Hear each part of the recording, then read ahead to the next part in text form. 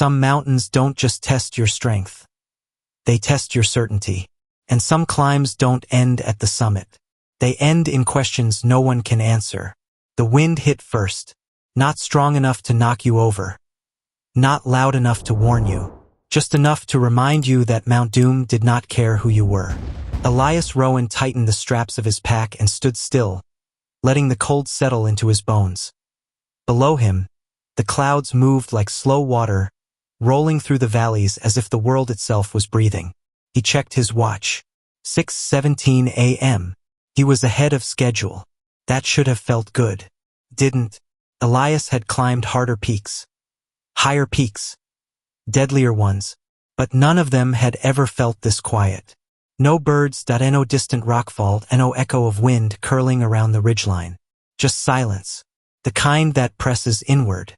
He adjusted his gloves and continued upward. One step at a time. Elias wasn't reckless. That was the first thing people got wrong about him. They saw the expeditions. The solo ascents. The way he walked away from mountains most climbers only talked about. They assumed arrogance. But Elias planned everything. Every rope length. Every calorie. Every contingency.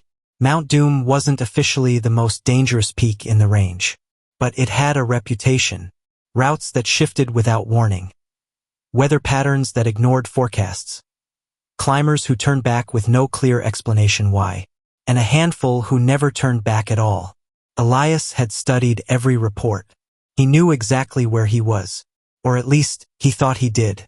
At 7:02 a.m., the trail vanished. Not gradually. Not eroded. Gone. The rock face ahead rose clean and uninterrupted, as if no boot had ever touched it. Elias stopped, pulled out his map. The path should have cut left across a narrow shelf. But the shelf wasn't there. He checked his GPS. Signal stable. Coordinates correct. He was standing exactly where the trail was supposed to be. Except it wasn't. Elias felt something tighten in his chest. Mountains changed. That was normal.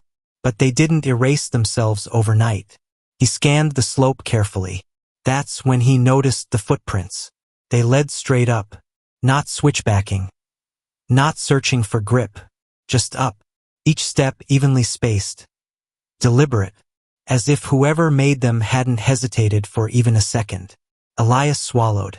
No one else was scheduled on the mountain. He knew that for a fact. He followed the prints. Not because he wanted to, but because there was no safer option. The climb steepened quickly. His breathing grew heavier. The air thinner. Still no wind. Still no sound. At 8:11 a.m. his radio crackled. Once. Then silence. Elias tapped it. Nothing. He checked the battery. Full. Base camp, he said. Rowan here. Do you copy? Only static answered. That wasn't possible. The line of sight was clear. Conditions perfect. He tried again. Nothing. For the first time since setting foot on Mount Doom, Elias felt truly alone. The footprints ended near a narrow ledge. Just stopped. No sign of a slip. No scuffing. No marks of a struggle. Just an abrupt end. Elias crouched, examining the rock. No cracks. No overhang. Nothing that could explain how someone had vanished from solid stone. That's when he saw it. A climbing piton. Old. Weathered. Driven into the rock decades ago. Elias frowned. This wasn't on any map. He traced the metal with his glove. Someone had been here long before modern gear. And they hadn't wanted to leave. The fog rolled in without warning. One moment the sky was clear. The next, the world shrank to 10 feet in every direction. Elias stood up slowly. This wasn't forecasted. He checked his altimeter. It was climbing. Too fast. He hadn't moved. His heart began to pound. Mountains didn't play tricks. But this one felt like it was bending rules Elias didn't know existed. He turned back. Or tried to. The slope behind him no longer sloped downward. It rose. Steeper than what lay ahead. Elias froze. That wasn't possible. He checked again. Forward, up. Backward, also up. The ledge beneath his feet felt smaller now. He forced himself to breathe. Panic kills climbers faster than cold. He chose a direction. Time stopped behaving normally. Elias knew this because his watch stopped making sense. Minutes stretched too long. Hours vanished without memory. At one point, he was sure he heard voices. Not shouting, not calling, talking, just beyond the fog. He shouted back. The sound died inches from his mouth. Absorbed. At another point, he found a backpack. Half buried in ice. Old canvas. Leather straps. Inside was a journal. The name on the first page read, Marcus Hale. Expedition Lead Point 1974. Elias' hands trembled as he flipped through. The entries started normal. Weather notes. Morale updates. Then the handwriting changed. The mountain doesn't end. We keep climbing but never arrive. The summit moves. The last entry was a single line. I think it wants us to keep going. Elias sat down hard. That wasn't fear he felt. It was recognition. Because somewhere deep inside he already knew. The mountain wasn't trying to kill him. It was trying to keep him. The fog thinned. And suddenly Elias could see the summit. It was close. Close enough to touch. The peak rose sharply. Black stone cutting into a pale sky. He laughed. A sharp, breathless sound. After everything, it was right there. He pushed himself up and climbed. Hand over hand. Step after step. The cold vanished. So did the pain. At the top, there was no wind. No view. Just a flat expanse of rock. And something else. A figure. Standing near the edge. Back turned. Elias knew without asking who it was. Marcus, he said. The figure didn't move.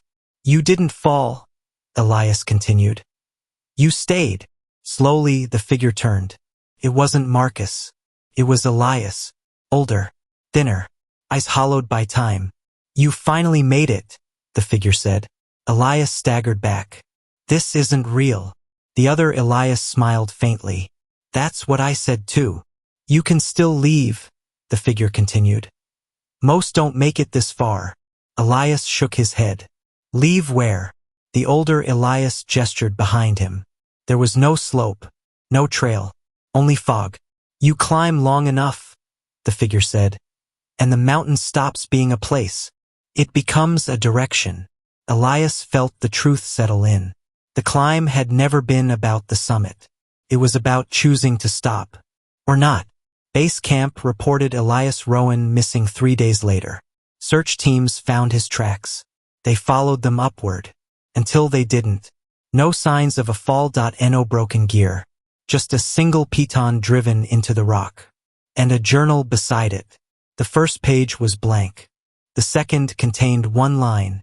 Some mountains don't let you leave. They let you understand. Years later, climbers still talk about Mount Doom. About the way compasses drift. About the silence. And about the strange feeling you get when the summit feels closer than it should. And you can't quite remember why you wanted to reach it in the first place. Because some climbs don't take you higher. They take you somewhere else entirely. If the story made you pause for even a moment, share it. Because not every disappearance is a tragedy. And not every summit is meant to be reached. Subscribe for more stories that stay with you long after the silence returns.